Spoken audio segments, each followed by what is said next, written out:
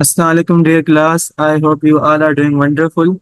सो जो हमारा error detection का टॉपिक चल रहा था उसमें हम पंक्चुएशन मार्क्स पढ़ रहे थे। ठीक है, तो लास्ट क्लास में हमने कुछ पंक्चुएशन मार्क्स पढ़ी थी जिसमें हमने एक्सक्लेमेशन मार्क्स तक पढ़ा था। तो आज हम कोटेशन मार्क्स पढ़ेंगे, राइट।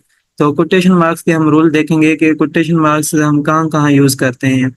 तो सबसे पहला जो रूल है, full stops and commas always go inside quotation marks.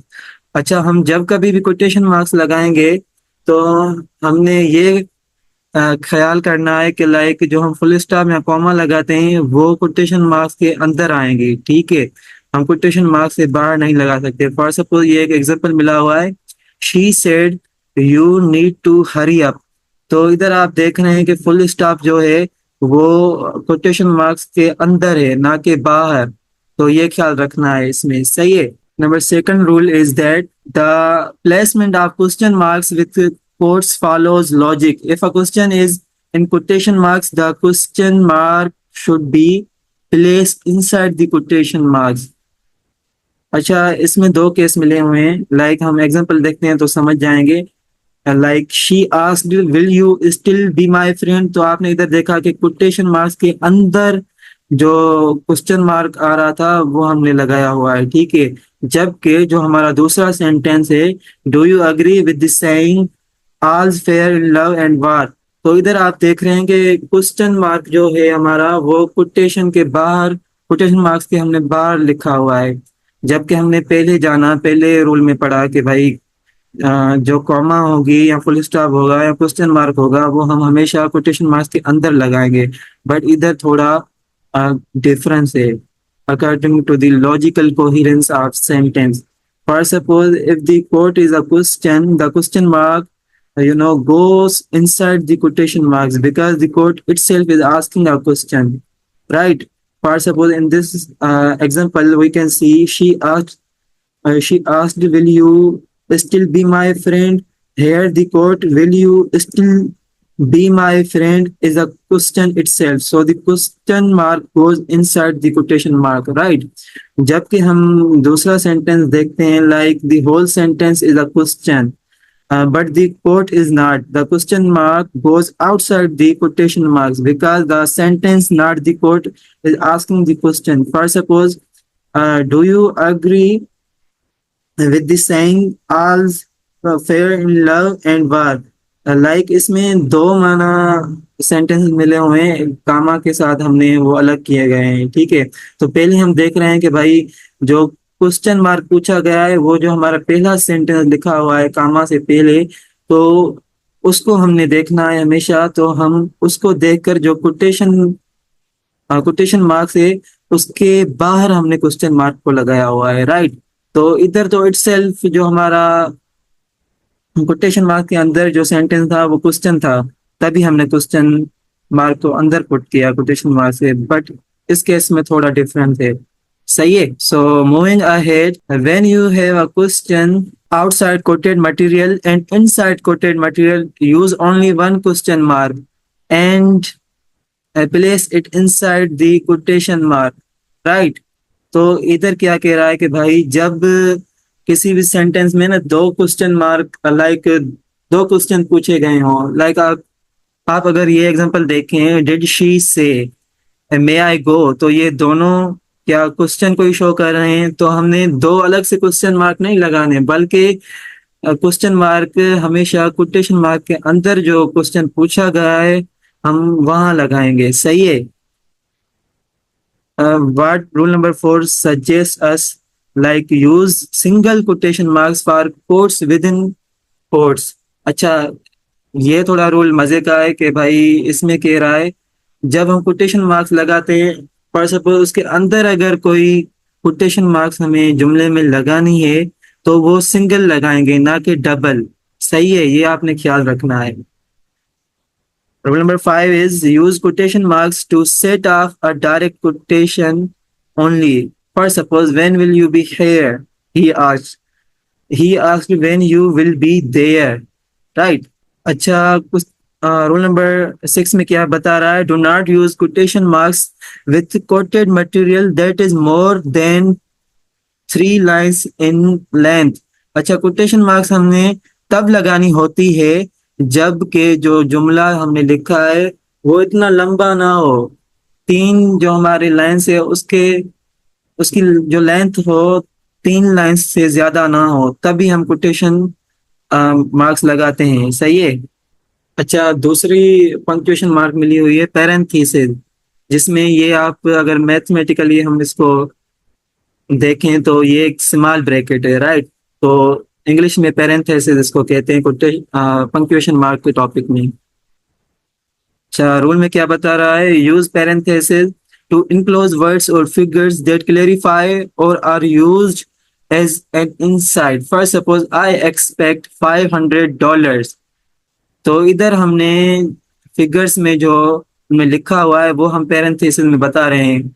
Like $500 हमने रिटन लैंग्वेज में तो लिखा, बट इधर फिगर में भी हमने लिखा हुआ है। तो लाइक जब कभी भी मतलब कोई बंदा इस सेंटेंस को रीड करेगा तो उसका जो एम्फेसिस होगा या वो स्ट्रेस देगा डायरेक्टली जो हमारा फिगर्स में अमाउंट लिखा हुआ है वो देखेगा।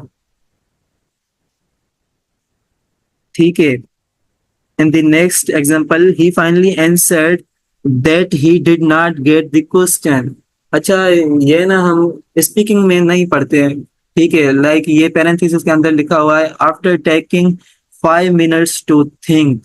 ठीक है, लाइक ये बता रहा है कि भाई उसने आखिरकार जवाब दिया 5 मिनट्स के बाद सोचकर। ठीक है। Use full parenthesis to enclose numbers और letters used for listed items. अच्छा, पैरेंथेसिस हम तब भी लगाते हैं कि भाई हम जुमले में ना कोई मतलब एटम्स की लिस्ट को शो कर रहे होते हैं। ठीक है। फॉर सपोज इधर हमने 1 लिखा हुआ है, we need an emergency physician who can number 1 think quickly, number 2 treat patients respectfully, and number 3 handle complaints from the public। तो हम इधर लिस्ट बता रहे थे, तभी हमने क्या यूज किया, पैरेंथेसिस को यूज किया है। सही है। अच्छा, आवाज मेरी स्लो आ रही है, अभी आप बताएं मेरी आवाज सही आ रही है, क्लियर है मेरी आवाज? जी, इंश्योर करें कि मेरी वॉइस क्लियर है सबको। ठीक है, very good Shajid. Okay, moving ahead. Rule number 3 about parenthesis, punctuation mark. A full stop go inside parenthesis only if an entire sentence is inside the parenthesis। अच्छा, इसमें क्या बता रहा है कि भाई फुल स्टॉप हमेशा पैरेंथेसिस के अंदर आएगा। कंडीशन इज दैट के जो पूरा जुमला लिखा गया हो वो पैरेंथेसिस के अंदर हो, तभी हम फुल स्टॉप को अंदर रखेंगे। आप एग्जांपल को देखें, लाइक इधर लिखा हुआ है, please read the analysis parenthesis start, I have enclosed it as attachment A, full stop parenthesis close। ठीक है, तो इधर ये पूरा का पूरा लिखा हुआ था सेंटेंस। सही है, तो हमने तभी फुल स्टॉप को अंदर लगाया। अच्छा, दूसरा हम देखते हैं example, please read the analysis attachment A, parenthesis के बाहर हमने फुल स्टॉप लगाया है। तो इधर पूरा सेंटेंस पैरेंथेसिस के अंदर नहीं लिखा हमने, जस्ट वर्ड लिखा है, तभी तो हम मतलब जो फुल स्टॉप है वो बाहर लिख रहे हैं। सही है, इस रूल में सिंपली ये यही बता रहा था। अच्छा, मूविंग अहेड। अब एपोस्ट्रॉफी। सो एपोस्ट्रॉफी के हम कुछ रूल्स जानते हैं। Rule number 1, what it tells to us, use the apostrophe with contractions। The apostrophe is always placed at the spot where one or more letters have been removed।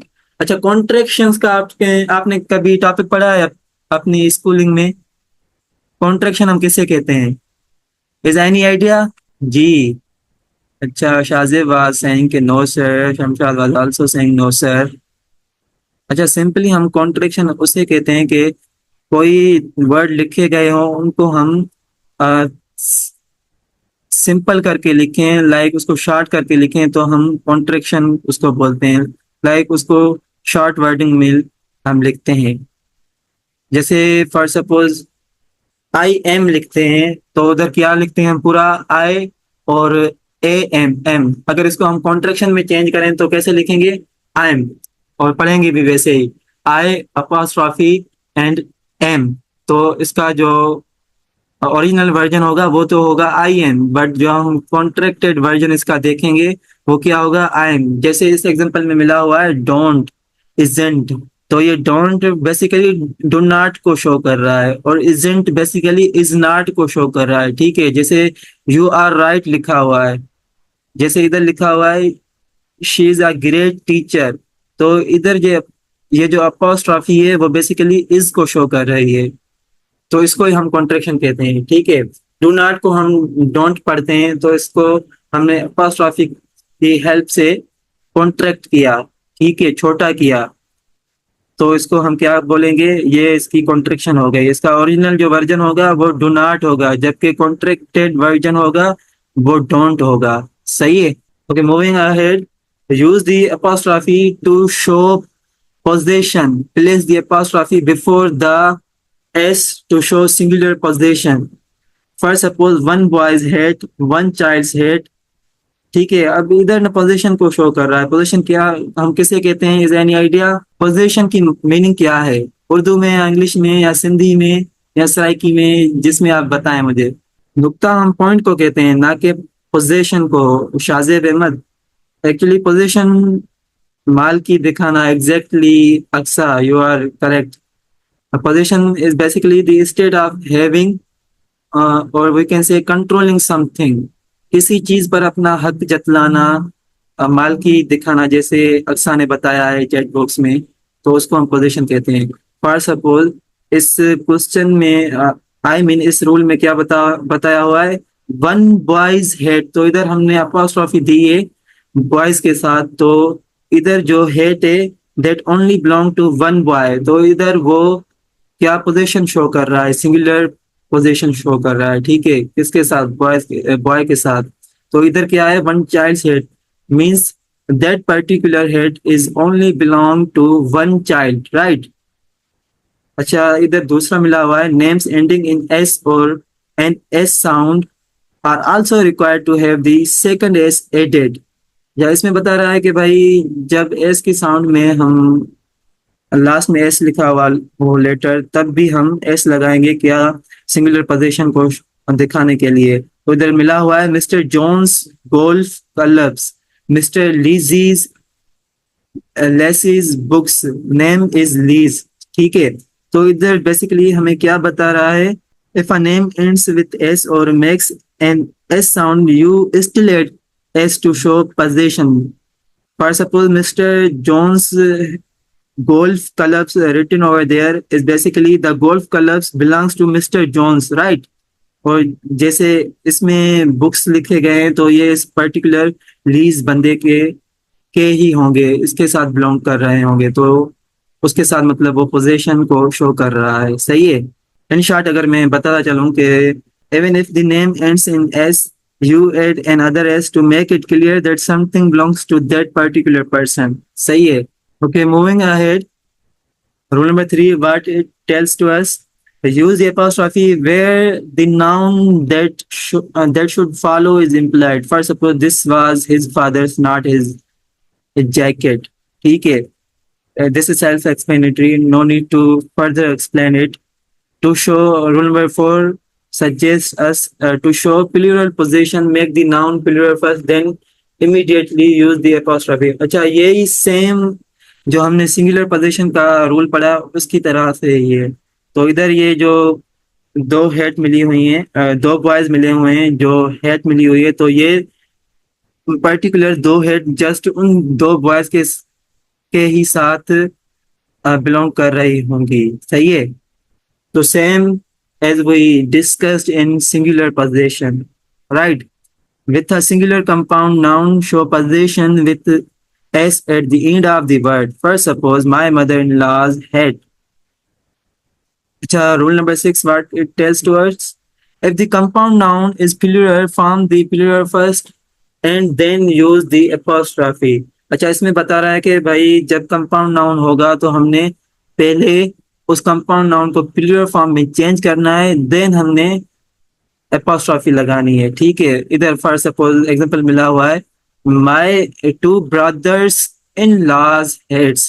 ठीक है, इधर भी समाव पोजीशन को शो कर रहा है, बट जो भाई हैं वो दो हैं इधर। ठीक है, two brothers, here you can see s.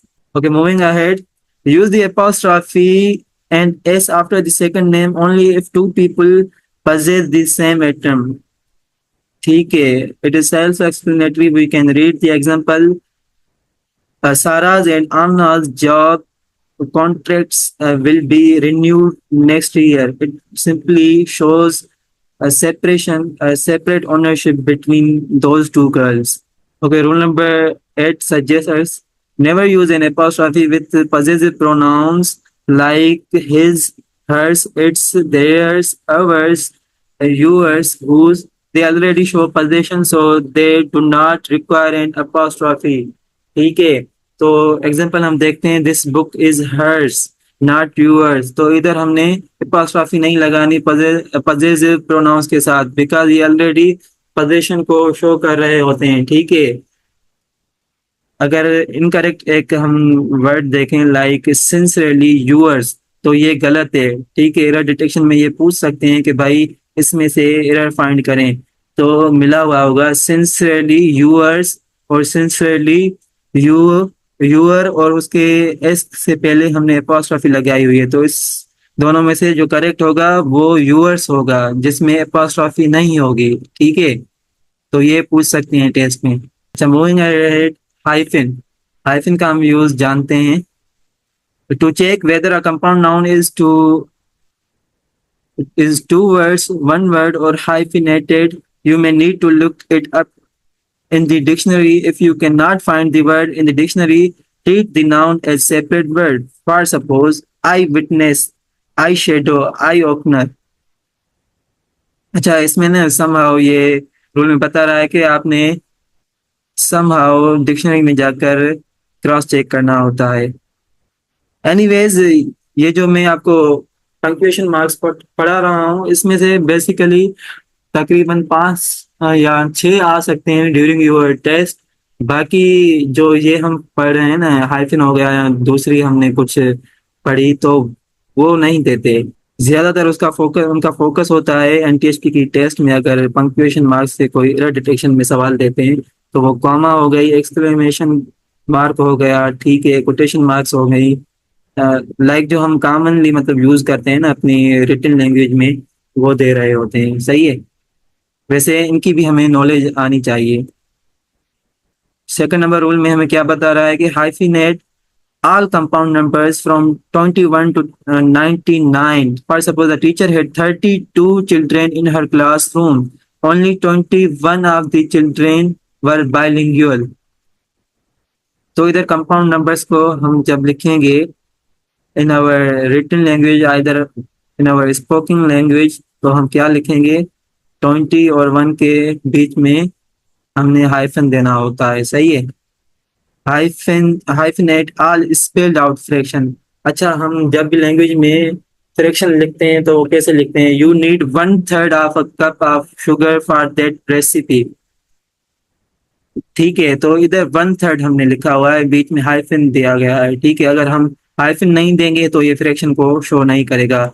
अगर इसका हम मतलब मैथ में देखें तो क्या होगा, 1/3 होगा। अगर हम लैंग्वेज की बात करें तो हम कैसे पढ़ेंगे, यू नीड 1/3। ठीक है, तो हमेशा हमने फ्रैक्शन को अगर रिटन लैंग्वेज में लिखना होता है तो हाइफन देना होता है। सही है, moving ahead, when adverbs other than ly adverbs are used as compound words in front of a noun, hyphenate. When the combination of words is used after the noun, do not hyphenate. I guess this is self-explanatory. ठीक है, ये बता रहा है कि भाई एक हमारे पास एडवर्ब होता है एल वाई, उससे पहले हमने क्या हाइफन की साइन नहीं देनी, बाकी जो भी हम एडवर्ब लिखते हैं उससे पहले हमने हाइफन की साइन देनी है। लाइक इधर आप देख सकते हैं, the well known actress accepted her award. ठीक है, तो इधर जो एडवर्ब वेल मिला हुआ है और जो एक्ट्रेस मिली हुई है हमारे पास, तो उसके बीच में ना हमने हाइफन को शो किया गया है। ठीक है, अच्छा, rule number 5, what suggest us generally hyphenate between two or more adjectives when they come before a noun and act as a single idea.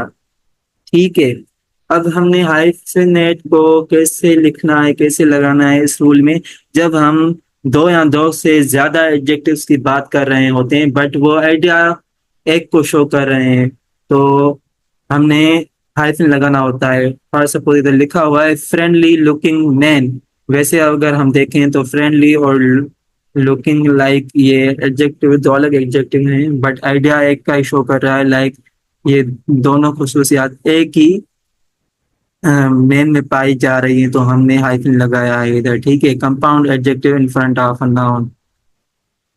Okay, moving ahead, hyphen with prefixes. अच्छा, rules देखते हैं। The current trend is to do away with unnecessary hyphens, therefore most prefixes and suffixes are used without hyphen. अच्छा, पहले तो इस rule को समझने से पहले प्रीफिक्सेस और सफिक्सेस की हमने नॉलेज होनी चाहिए। तो कोई मुझे बता सकता है प्रीफिक्स हम किसे कहते हैं और सफिक्सेस हम किसे कहते हैं? जी, इज एनीबॉडी? अच्छा, कोई मुझे बता सकता है what is prefix and suffix here? मैंने पूछा कि भाई प्रीफिक्स और सफिक्स हम किसे कहते हैं। अच्छा, नादिया आवाज है कि प्रीफिक्स अव्वल होता है ना। ठीक है, अव्वल तो होता है। अव्वल क्या होता है? प्रीफिक्स क्या होते हैं basically? Okay, let's reveal. Like prefix हम उसे कहते हैं वो वर्ड जिसको हम मतलब बनाते हैं। प्रीफिक्स वो लेटर होते हैं बेसिकली जो हमने किसी भी रूट वर्ड या जिसको हम ओरिजिनल वर्ड कहते हैं उससे पहले लगाएं, और हमने वो उस वर्ड की मीनिंग हो वो हमने दूसरी मतलब हमें मिले। ठीक है, फॉर सपोज इधर एग्जांपल मिला हुआ है कंप्लायंस। अगर हम प्रीफिक्स लगा रहे हैं लाइक नन लगा रहे हैं, तो इधर नन क्या होगा? प्रीफिक्स होगा। तो रूट जो हमारा रूट वर्ड होता है या ओरिजिनल वर्ड होता है उससे पहले हम जो लगाते हैं लेटर्स, तो उसको हम प्रीफिक्स कहते हैं, और हमें वो मतलब ओरिजिनल वर्ड से दूसरा कोई न्यू वर्ड जनरेट करके दे और उसकी मीनिंग भी डिफरेंट हो उस रूट वर्ड से। सही है, exactly Irfan. Adding before a word is called suffix. Adding before a word is called prefix basically. ये आप प्रीफिक्स की डेफिनेशन बता रहे हैं। सफिक्स में क्या होता है कि जो हमारा रूट वर्ड होता है ना उसके बाद हम कुछ लेटर्स लगाते हैं तो हमें कुछ न्यू वर्ड्स मिलते हैं। लाइक जैसे एक वर्ड है सिंपल होप। ठीक है, होप मीन्स उम्मीद।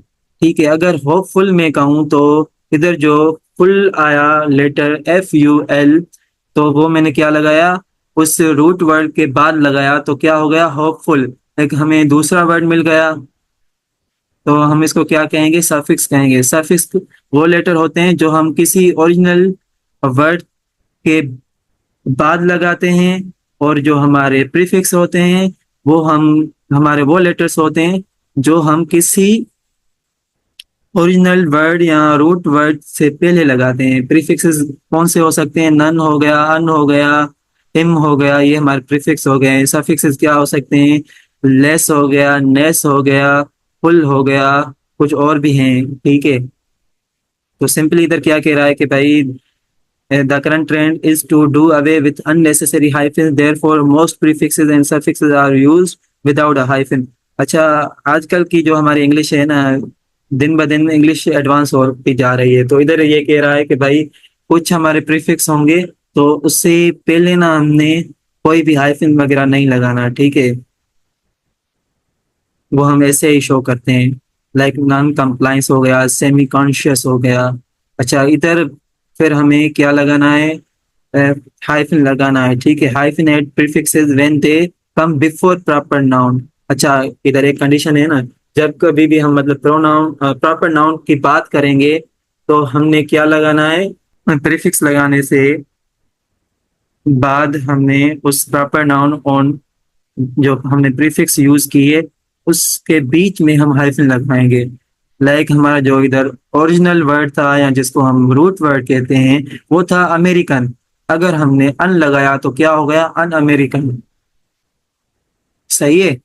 Okay, moving ahead, when a prefix ends in one vowel and a root word begins with a different vowel, generally attach them without hyphen. अच्छा, अब इधर बता रहा है कि भाई प्रीफिक्स जब कभी भी मतलब किसी भी वोवेल से खत्म हो और जो हमारा रूट वर्ड है वो स्टार्ट हो हाई वोवेल से, तो हम कभी भी हाइफन नहीं लगाएंगे उस वर्ड में।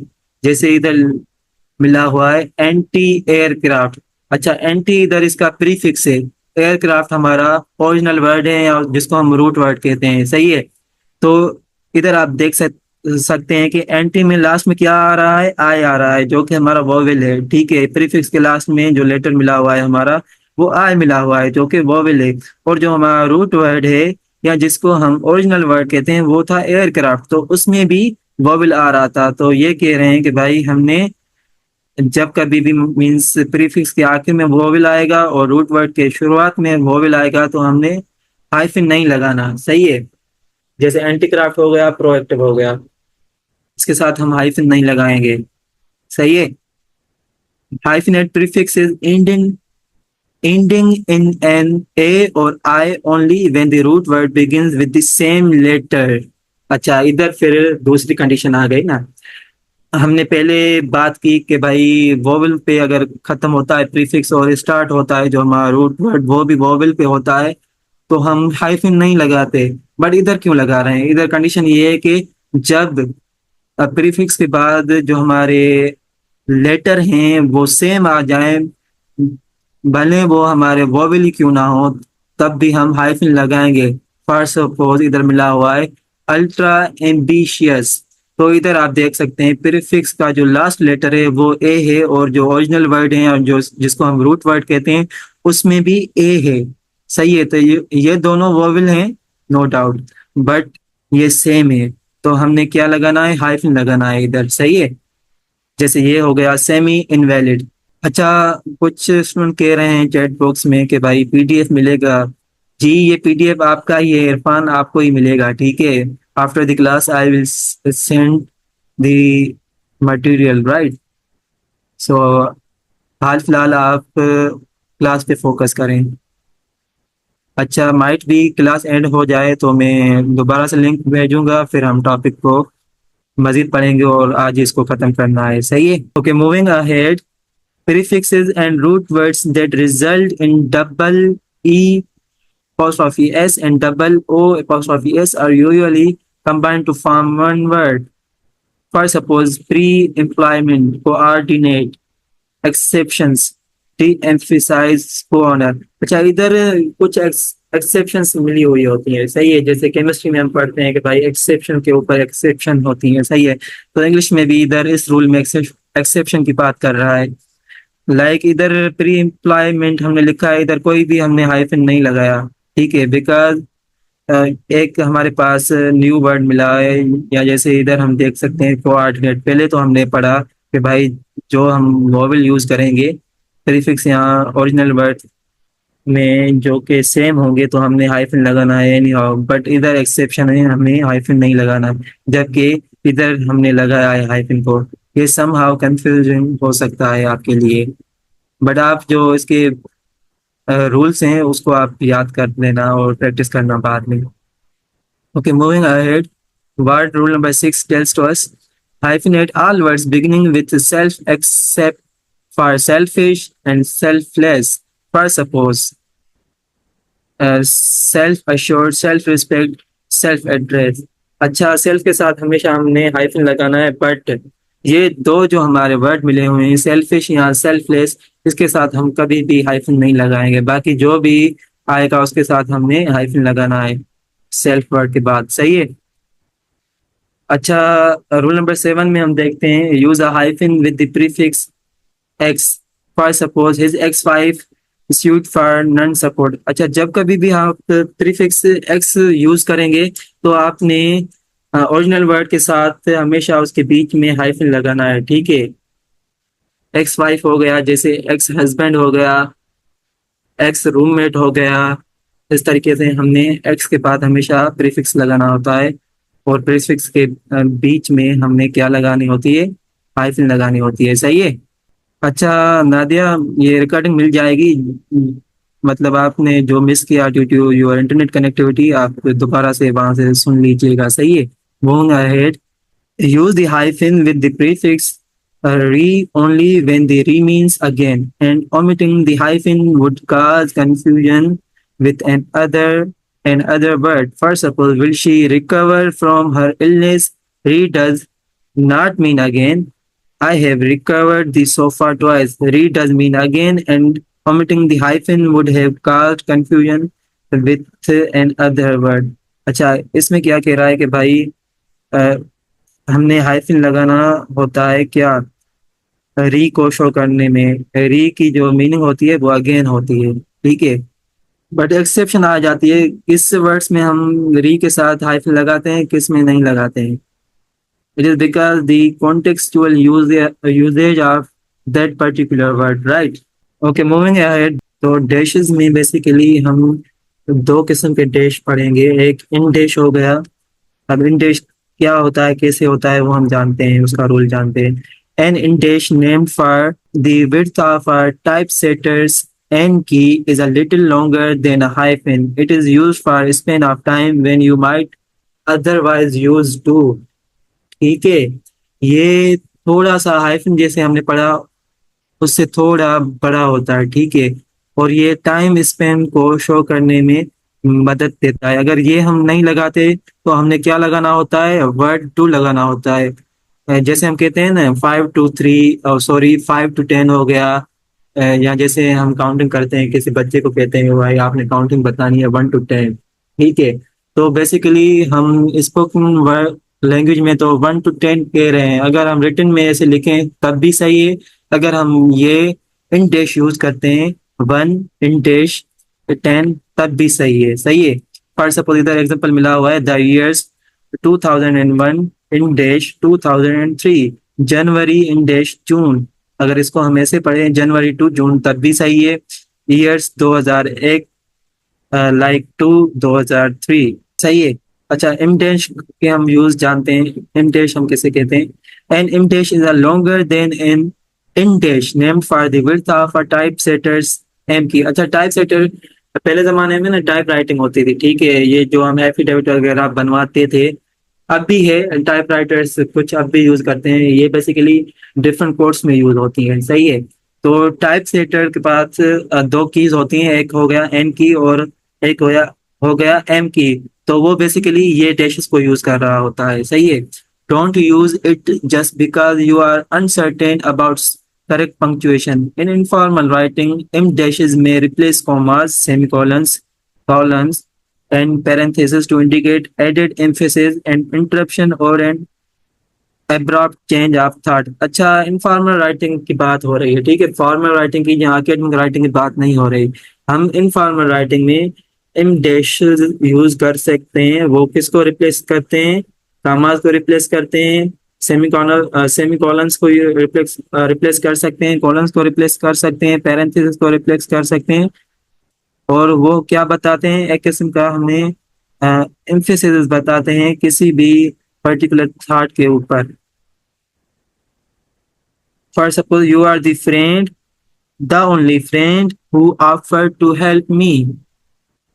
Never have I met such a nice person before you, ठीक है। तो इधर हम एम डैश को यूज कर रहे हैं। वो किसकी जगह ले रहा है, इन कामास की, सेमीकोलंस की या कॉलंस की। इसका इतना ज्यादा यूज नहीं है, ये बस दो यूज थे।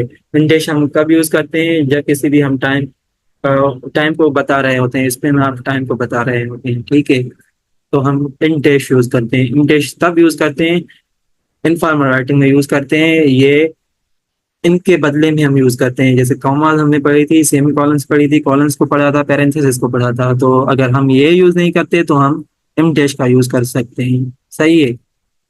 तो moving ahead. Okay, you are done here, ठीक है। तो ये टॉपिक आज का इधर खत्म होता है। तो एक छोटी सी क्विज कर लेते हैं। क्विज में क्या होगा, वैसे ही जैसे मैंने आपको आज पढ़ाया उस यूजेस के मुताबिक ही क्विज होगा, सही है। अच्छा, फर्स्ट ऑफ ऑल मुझे इंश्योर करें कि स्क्रीन विजिबल है। पंक्चुएशन मार्क्स क्लास क्विज 2 लिखा हुआ है इधर जी। ये क्लियर करें मुझे, तब तभी हम आगे बढ़ सकते हैं। Very good. अच्छा, आपने जल्दी से रिस्पॉन्ड करना है, सही है। Okay, so first question is that which sentence correctly uses quotation marks? In option A, he said I will be there soon. In option B, he said I will be there soon. तो कौन सा correct quotation marks इधर use किया गया है, कोई मुझे बता सकता है, ऑप्शन ए कि ऑप्शन बी? जी, ऑप्शन बी। अच्छा, you all are correct here, but give me some justification, option B ही क्यों? ऑप्शन ए भी तो हो सकता था ना। वन या टू वर्ड में मुझे बताएं कि ऑप्शन। अच्छा, सही है, दुर्गीवाज। और राइट के फुल स्टॉप जो हमने लिखा हुआ है वो कोटेशन मार्क्स के अंदर हमने लिखा हुआ है, तभी हमने मतलब उसको देखा कि भाई ऑप्शन बी ही सही होगा। सही है, option B is right here, right. Moving ahead, where should the apostrophe go in this sentence?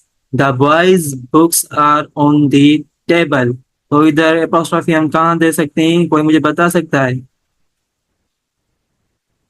Exactly, Simran, you are also right here. अच्छा, शाजिब was saying कि बुक के बाद हम apostrophe देंगे। सोच लें Shajib. Sir, for some reason I don't attend half class, so please send PDF of this class. As I already told in the class कि ये PDF ये मटेरियल आपका ही है, ठीक है, मैं आपके साथ ही शेयर करूंगा। Sandhya, no need to worry about that. अच्छा, बॉय के बाद आएगा या बॉयज के बाद आएगा अपॉस्ट्रॉफी, ये मुझे बताएं। हमने दो पोजीशंस पढ़ी थी, एक प्लूरल की पोजीशन थी, एक सिंगुलर की पोजीशन थी। इस कॉन्टेक्स्ट में हम कहाँ लगाएंगे? और बॉयज के बाद लगाएंगे या बॉय के बाद अपॉस्ट्रॉफी लगाएंगे? बॉयज के बाद नादिया कह रही है, ठीक है। उरूज कह रही है बॉयज के बाद। अच्छा, शाजिब कह रहे हैं कि बॉय के बाद। अच्छा। अच्छा, कंफ्यूज आप ना होए। लाइक इधर बॉयज के बाद ही आएगा, इधर प्लूरल पोजीशन को शो कर रहा है, ठीक है। अपॉस्ट्रॉफी हम किधर देंगे? वो इस जगह पे देंगे। सही है, ये मैंने अपॉस्ट्रॉफी दे दी। सही है। Okay, question number 3, choose the correct sentence with parenthesis. Option A, my brother who is 10 years old won the race. My brother who is 10 years old won the race. कौन सा सही होगा? कौन सा सेंटेंस इधर correct है? इधर को फाइंड करें। जी, ए होगा सही। Shajib was also saying A, Sandhya was saying A, Nadia was saying A, Durgi was saying A। अच्छा, एग्जैक्टली ए ही होगा। सही है Simran, you are also right here. Okay, moving ahead, what is the correct way to write this word with a hyphen? ये तो बिल्कुल ही simple है। क्या होगा इधर? हाइफन हम कहाँ लगाएंगे? जी, dear students, hurry up. Part time, exactly. Part और टाइम के बीच में हम हाइफन को लगाएंगे, वो कुछ इस तरीके से। सही है। Moving ahead, which sentence correctly uses a hyphen with a prefix? The ex-president spoke at the event. The ex-president spoke at the event. कौन सा सही होगा इधर? Exactly. You all are correct here. A option is obviously right. Okay, moving ahead. Question number 6. Where should the parenthesis be placed in this sentence? John, my best friend, is moving to another city. इधर हम parenthesis कहाँ लिखेंगे? ये पूरा sentence chat box में लिखें और उसको parenthesis से show करें। Hurry up, correct usage of parenthesis in this sentence. जी, take your time. I will give you half minute. Okay, be fast. parenthesis में ये बताना है parenthesis किस जुमलों के बाहर आएगा, किस आई मीन वर्ड्स के बाहर आएगा। Yes dear class, hurry up, I am waiting for your response, hurry up guys. John Uruj Fatma has written over there, John parenthesis start, my best friend parenthesis closed is moving to another country. John, अच्छा ये apostrophe कहाँ से आ गई शाजिद? मैं parenthesis की बात कर रहा हूँ बेटा। अच्छा, Uruj Fatima is right here, right. तो माय बेस्ट फ्रेंड के साथ ही हम पैरेंथेसिस को यूज करेंगे। मैं इधर लिख लेता हूँ, you can see, you can see like. Okay, so moving ahead, what is the difference between an in dash and an em dash? The in dash is shorter and used for ranges. The in dash is longer and used to show a break in thought. The in dash is longer and used for breaks. Like the in dash is shorter and used for list. अच्छा, इसमें से correct कौन सा होगा? ये kind of definition बता रहा है इन डैश और इन डैश की, एक किस्म का यूजेज बता रहा है। तो ऑप्शन ए होगा या ऑप्शन बी होगा? अच्छा, जो हमने छठा क्वेश्चन किया उसमें माय बेस्ट फ्रेंड को ही हम पैरेंथेसिस के अंदर लिखेंगे, सही है। तो जिस किसी ने भी ऐसे लिखा है, you all are correct there. Exactly Shajeb, Sandhya, Rahima, Durgi, Uruj, Fatima, option A is correct here. Nadia, ये आप डेफिनेशन दोबारा से देख लीजिएगा, ठीक है? ऑप्शन बी नहीं लग रहा, A is obviously right here. Okay, moving ahead, choose the correct sentence with an M dash. First, suppose she loves music, especially classical pieces. She loves music, especially classical pieces. अच्छा, ये बिल्कुल ही simple है। In dash की मैंने definition explanation बताई थी कि in dash somehow बड़ा होता है as compare to en dash से। तो ऑप्शन ए इज करेक्ट है obviously, no need to get responses. Exactly. Okay, moving ahead. Add a hyphen to this word. Re-enter. तो हाइफन कहाँ आएगा? ऑब्वियसली इधर आएगा। You all are correct here. Okay, moving ahead, the last question of today's quiz, where should the apostrophe go in this sentence?